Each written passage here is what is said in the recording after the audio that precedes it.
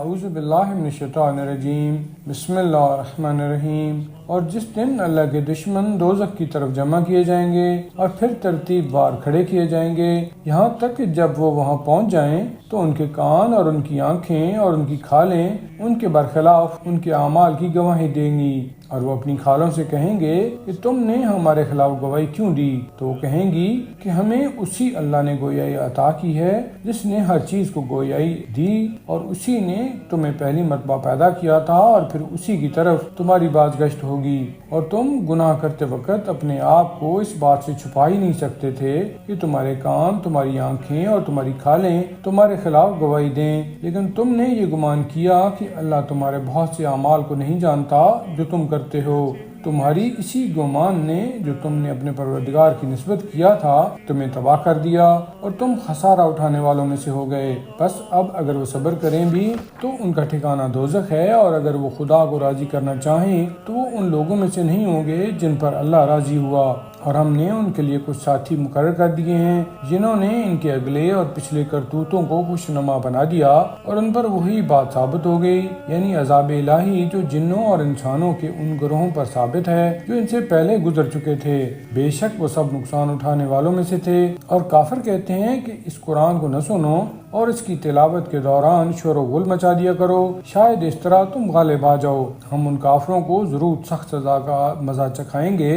اور وہ بدترین عمل کرتے ہیں، ہم انہیں ضرور ان کی بدترین سزا دیں گے۔ یہ دشمنان خدا کی سزا ہے، یعنی دوزخ، ان کے لیے اسی میں ہمیشہ ہمیشہ رہنے کا گھر ہے۔ یہ ان کے اس جرم کی سزا ہے کہ وہ ہماری آیتوں کا انکار کیا کرتے تھے۔ اور کافر لوگ کہیں گے کہ اے ہمارے پروردگار، ہمیں دونوں قسم یعنی جنوں اور انسانوں میں سے وہ شیطان دکھا جنہوں نے ہمیں گمراہ کیا تھا، تاکہ ہم انہیں اپنے پاؤں کے نیچے رون دیں، تاکہ وہ پست ترین اشخاص سے ہو جائیں، یعنی ذلیل و خوار ہوں۔ بے شک جن لوگوں نے کہا کہ ہمارا پروردگار اللہ ہے اور پھر اس پر قائم اور ثابت قدم رہے، ان پر فرشتے نازل ہوتے ہیں، ان سے کہتے ہیں کہ تم نہ ڈرو اور نہ غم کرو، اور اس جنت کی بشارت پر خوش ہو جاؤ جس کا تم سے وعدہ کیا گیا ہے۔ ہم زندگانی دنیا میں بھی تمہارے ساتھی ہیں اور آخرت میں بھی، اور وہاں تمہارے لیے وہ سب کچھ ہے جو تمہارے دل چاہیں گے، اور اس میں ہر چیز موجود ہے جو تم طلب کرو گے۔ یہ سب کچھ غفور و رحیم پروردگار کی طرف سے مہمانی کے طور پر ہے۔ اور اس شخص سے بہتر بات کس کی ہوگی جو اللہ کی طرف بلائے اور نیک عمل بجا لائے، اور کہے کہ میں مسلمان ہوں، یعنی خدا کے فرما بردار بندوں میں سے ہوں۔ اور بھلائی اور برائی برابر نہیں ہے،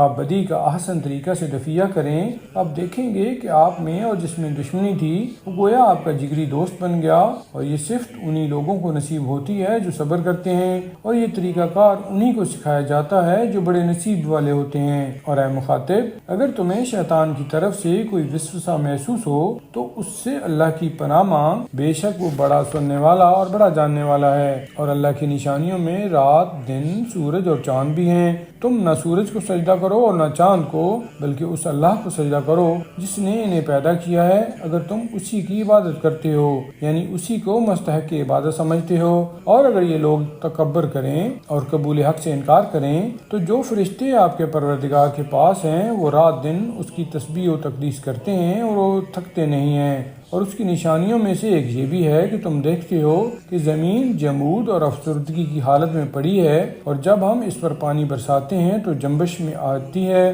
یعنی ابھرتی ہے، اور اس میں بالندگی آ جاتی ہے، یعنی پھول جاتی ہے۔ بے شک جس نے اسے زندہ کیا ہے وہی مردوں کو زندہ کرنے والا ہے، بلا شبہ وہ ہر چیز پر بڑی قدرت رکھنے والا ہے۔ بے شک وہ لوگ جو ہماری آیتوں میں کجروی کرتے ہیں، یعنی انہیں الٹے معنی پہناتے ہیں، وہ ہم پر پوشیدہ نہیں ہیں، بھلا وہ شخص جو دوزخ میں ڈالا جائے وہ بہتر ہے یا وہ جو قیامت کے دن امن اور اطمینان کے ساتھ آئے۔ تم جو چاہو کرو، جو کچھ تم کرتے ہو اللہ اسے خوب دیکھ رہا ہے۔ جن لوگوں نے ذکر یعنی قرآن کا انکار کیا جب وہ ان کے پاس آیا، حالانکہ وہ ایک زبردست معزز کتاب ہے، باطل کا اس کے پاس گزر نہیں ہے، وہ نہ اس کے آگے سے آ سکتا ہے اور نہ پیچھے سے، یہ اس ذات کی طرف سے نازل شدہ ہے جو بڑی حکمت والی ہے اور قابل ستائش ہے۔ اے رسول، آپ سے وہی کچھ کہا جا رہا ہے جو آپ سے پہلے گزرے ہوئے رسولوں سے کہا گیا ہے، بے شک آپ کا پروردگار بڑا بخشش والا بھی ہے اور بڑے دردناک عذاب والا بھی۔ اگر ہم اس قرآن کو عجمی زبان میں بنا کر نازل کرتے،